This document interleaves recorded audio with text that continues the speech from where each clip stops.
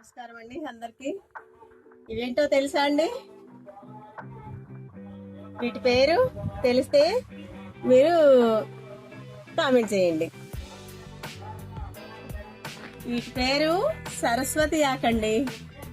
దీన్ని నేనైతే చిన్నప్పుడు చదువుకునేటప్పుడు పేరు విన్నా గానీ దీన్ని ఎప్పుడు చూడలేదండి. ఈ మధ్య కాలంలో మా ఫ్రెండ్ వాళ్ళ ఇంట్లో ఉంటే చూసి ఇది ఏంటి అని అడిగితే ఇది సరస్వతి ఆకు అని చెప్పారండి. అయ్యో నాకు చాలా ఆశ్చర్యం వేసింది, చాలా ఆనందమైందండి.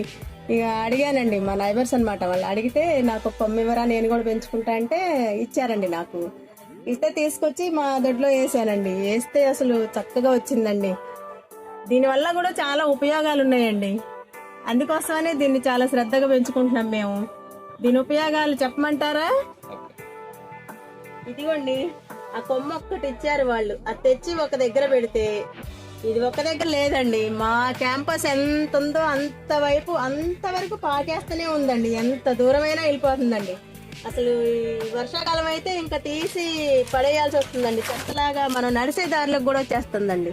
ఇదిగోండి వేర్లు ఉంటాయి చూడండి. ఒకసారి మనం ఒక్కసారి వేస్తే మట్టుకి అది పాక్కుంటూ ఎంత దూరమైనా వెళ్ళిపోతాయండి. ఇదిగోండి వేర్లు ఇలా పైన రెండాకులే కనిపిస్తాయి కానీ కింద వేర్లు అంత దూరం వెళ్ళిపోతున్నాయండి. అసలు మనకి ఇబ్బంది లేకుండా చక్కగా పెంచుకోవచ్చండి.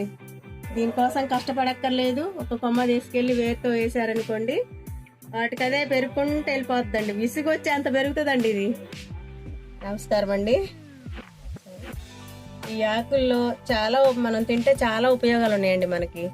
ఇది చీప్ అండ్ బెస్ట్ అనమాట. ఇంత చీప్ గా పెరిగే మొక్క నేను అసలు ఇప్పటి వరకు చూడలేదండి. అట్లా వేస్తే ఎంత దూరమైన పాకుంటూ పెరిగింది చూసారు కదా. ఇంత చీప్ గా వస్తుంది ఇది. కానీ టేస్ట్ చూస్తే మాత్రం మీరు ఒకసారి టేస్ట్ చేయండి, ఎందుకైనా మంచిది. అసలు గోంగూర, బచ్చల కూర అన్ని కలిపి తింటే ఏ టేస్ట్ వస్తుందో ఆ టేస్ట్ ఉంటుందండి. ప్లస్ మనకి జామాయిలాకు కూడా జెండు బామ వాసన అసలు ఆ ఫ్లేవర్ కూడా ఉంటుందండి తింటా ఉంటే. అసలు ఎన్ని రకాల రుచో ఉంటుందండి. ఇది ఒక రుచి అని చెప్పలేమండి దీన్ని.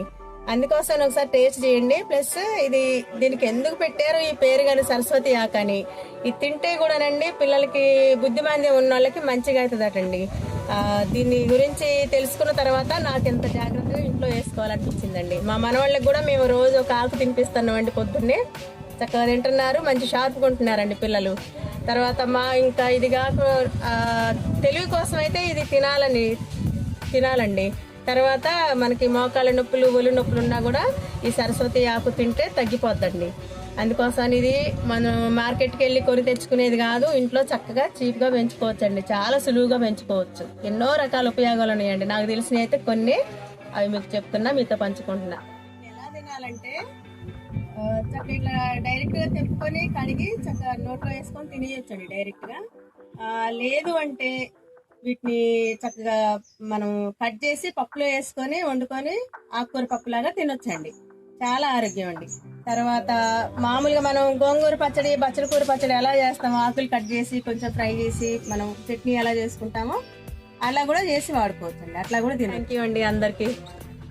మీకు ఈ వీడియో నచ్చితే, ఈ సరస్వతి ఆకుల వీడియో నచ్చితే సబ్స్క్రైబ్ చేయండి, లైక్ చేయండి, షేర్ చేయండి ప్లీజ్.